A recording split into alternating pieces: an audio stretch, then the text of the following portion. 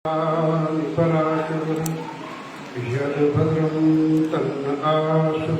ॐ शान्ति शान्ति शान्ति।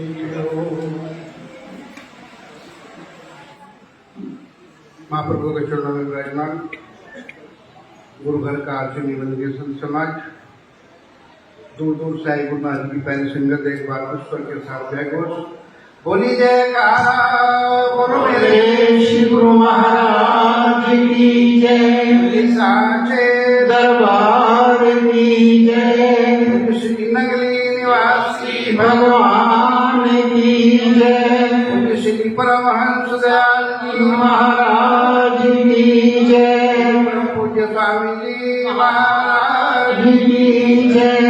धन्यवाद। प्रसंग आप सबको ज्ञाती है। आज हम सब परम पूज्य श्री स्वामी जी महाराज के 133वें पावन जन्मोत्सव के अवसर पर उनके चरणों में बैठे हुए हैं। मंच संचालक महोदय गुरुवाणी का उदाहरण दे रहे थे कि जन्म मरण बहु में नाही, जन परोपकारी आए, दिया दान दे भक्ति लायन हर्षो लय। ऐसी विभूतियां जन्म मनु से रहित होती है। उद्देश्य होता है कि परोपकाराय सताम विभूतय।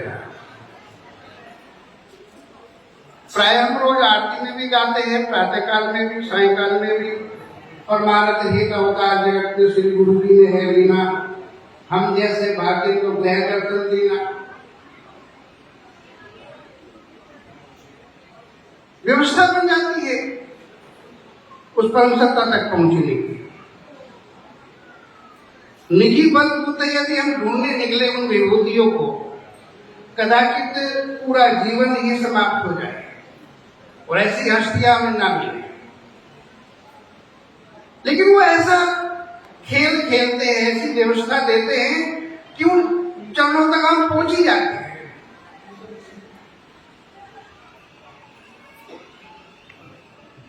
मैं देखता हूं कि ऐसी हस्तियां सचमुच उतरती है तो दयाद्र होकर।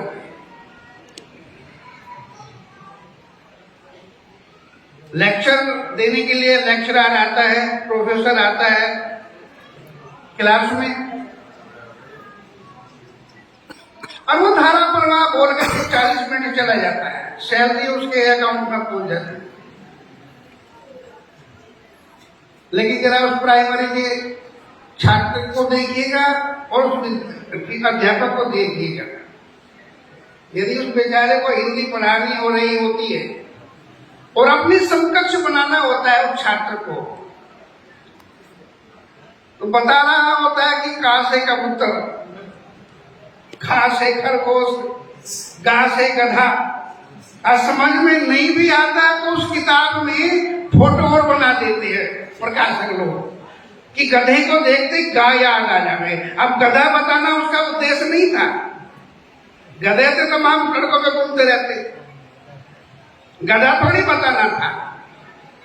पर गा छापा इसलिए कि गा के चित्र को देख करके, गधा के चित्र को देख करके गा याद आ जाए, कबूतर को देख करके का याद आ जाए, का दिमाग में फील हो जाए। ये है उतरना। वरना वो आए लेक्चर दे करके चला जाए, सैलरी उसकी पहुंच जाएगी अकाउंट में। पर वो इतना माथा पच्ची करता है, अंग्रेजी सिखानी होती है, ए फॉर एप्पल। अब एप्पल से क्या लेना देना पढ़ाई का, सेब से क्या लेना देना पढ़ाई का। पर वो बेचारा अपनी स्थिति से इतना नीचे आ जाता है, इतना नीचे आ जाता है कि वो उसको भी एप्पल एप्पल करना पड़ता है।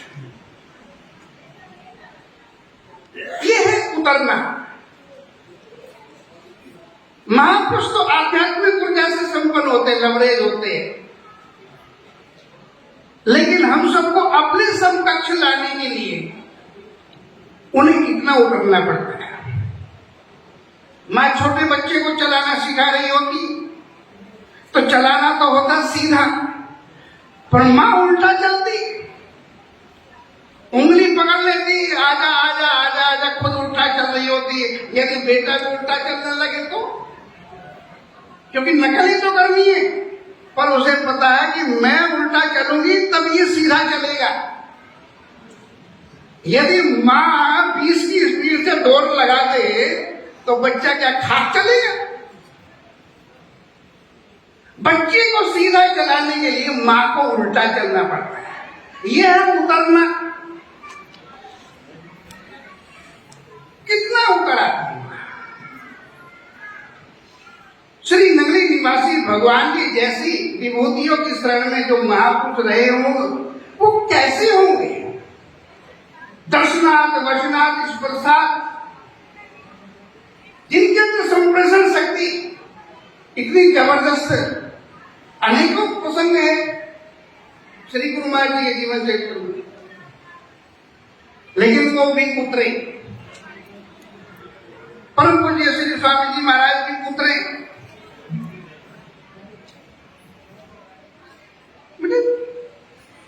महाभारत की घटना याद आती है कि वो बेहोश हो जाते हैं 4 भाई, जल पी लेते हैं वो, अब पीने जा रहे थे युधिष्ठिर भी। यक्ष ने बोला कि खबरदार, जो हालत चारों की हुई है तुम्हारी भी होने वाली है, पहले मेरे प्रश्नों की प्यास बुझाइएगा। लेकिन सामने देख ही चुके थे कि क्या हुआ है, इसलिए बोले कि ठीक है, नहीं पीता, मैं आपके प्रश्नों की प्यास बुझाऊंगा, पूछिएगा। बहुत सारा कुछ वहां पर वेदांत निकल करके आता है, बहुत कुछ पूछा जाता है व्यवहारिक रूप से। प्रासंगिक जो बात है वो ये है कि सबसे बढ़िया रास्ता कौन सा है, जीवन पथ पर उत्कर्ष पर पहुंचने के लिए सबसे बढ़िया मार्ग कौन सा है? तो युधिष्ठिर कहते महाजनों ये गता सफल था। महापुरुष जिस रास्ते से जाते हैं वही श्रेष्ठ रास्ता है।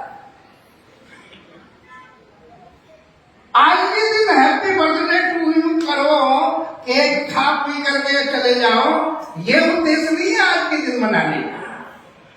उन्होंने कौन सा पथ हमको दिया, कौन सी राह दिखाई, वो महत्वपूर्ण है।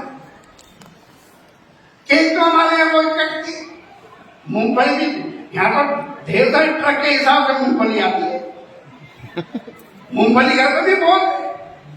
हम यहाँ मूंगफली खाने के लिए नहीं आए, हम ये जानने के लिए आए स्वामी जी महाराज उतर करके जो अपने देवलोक से अपनी स्थिति से उतर कर जो आए वो हमें क्या बता दे। ये सीख लिया, ये जान लिया, ये समझ लिया, तो ये जल्दी मनाना साथ महापुरुषों से सीखा जा सकता है।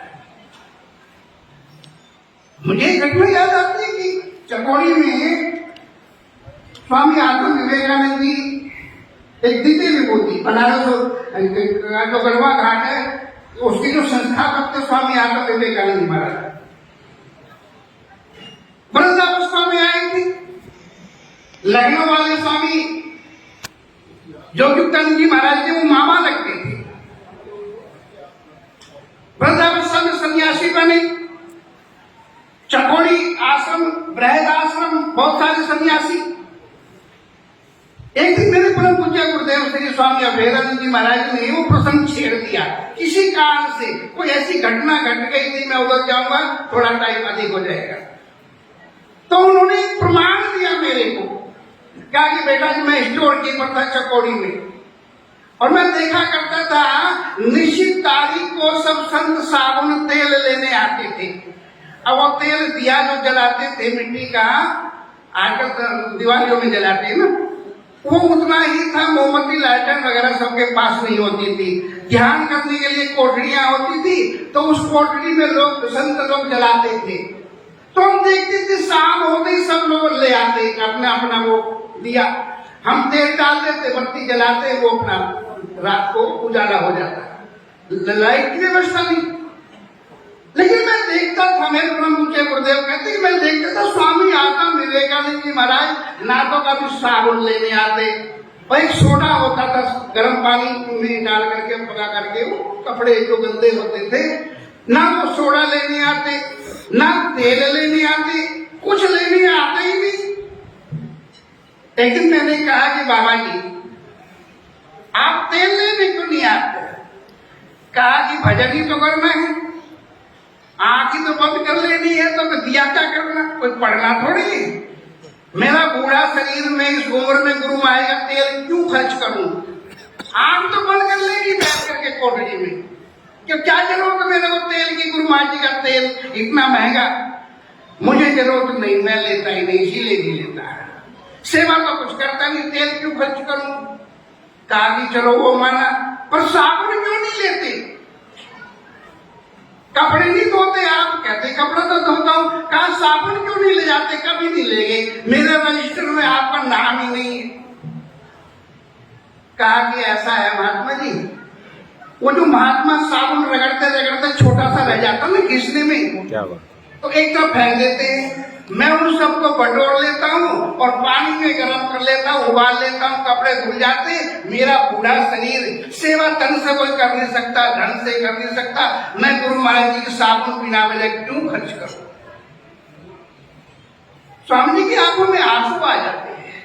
कैसा चिंतन, कैसी सोच, कैसी समझ, मालिक के प्रति कैसा समर्पण। बात धीरे धीरे नगले निवासी भगवान जी तक पहुंच गई। हाथ पकड़ करके स्वामी आत्म विवेकानंद जी कहते, आत्म विवेकानंद मैं तेरी भावनाओं की कदर करता हूं, मैं बहुत खुश हूं तेरी भावनाओं से, मैं बहुत खुश हूं, बहुत खुश हूं। और ऐसा वो 3-4 बार बोले।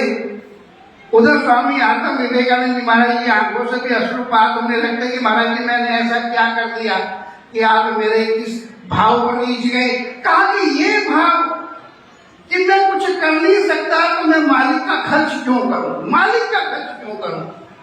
ये भाव ही, इसी से तूने मुझे खरीद लिया है। जाओ मैं तुम्हें इतना मालो माल करता हूं, चले जाओ बनारस में।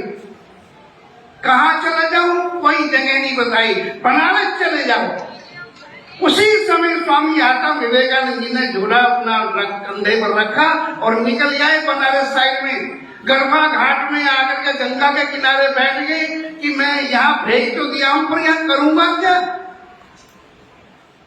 किसी ने देखा कोई सन्यासी बैठा हुआ है, पूछ लिया बाबा जी कुछ खाया पिया? कहते कि बस बैठ गया हूं, मेरे गुरुदेव ने कहा था कि चला जा बनारस से, कोई जगह नहीं बताई थी, कोई ठिकाना नहीं दिया था, मैं आ गया हूं।